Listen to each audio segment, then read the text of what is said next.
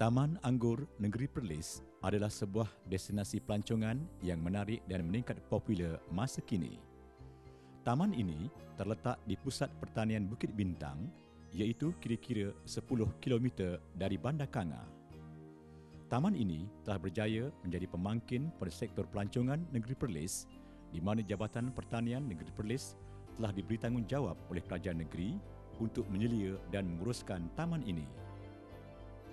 Di Malaysia, Negeri Perlis adalah negeri yang paling sesuai untuk penanaman anggur kerana keadaan cuacanya serta sifat semula jadi pokok anggur yang memerlukan musim kemarau yang panjang antara 3 hingga 4 bulan untuk menggalakkan pokok anggur berbunga dan berbuah. Merasai sendiri pengalaman berada di ladang anggur yang luas dikelilingi buah-buah anggur yang ranum membuatkan pengunjung bagaikan berada di negara beriklim subtropika atau sederhana sejuk.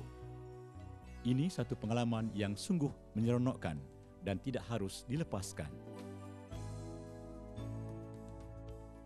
Taman ini boleh dijadikan destinasi lawatan sambil belajar serta sesuai dikunjungi bersama ahli keluarga secara santai.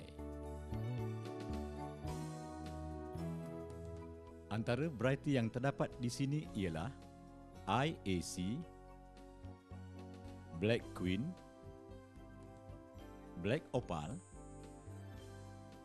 Pokdam, White Malaga dan Loose Palate.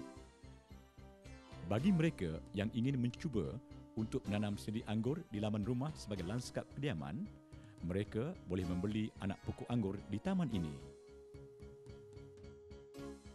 Taman ini dibuka pada setiap hari dari jam 9 pagi hingga 6 petang kecuali pada hari Isnin dengan bayaran serendah RM1 bagi kanak-kanak dan RM3 bagi orang dewasa. Para pengunjung juga boleh membeli buah-buah anggur ini di kaunter pintu masuk taman ini.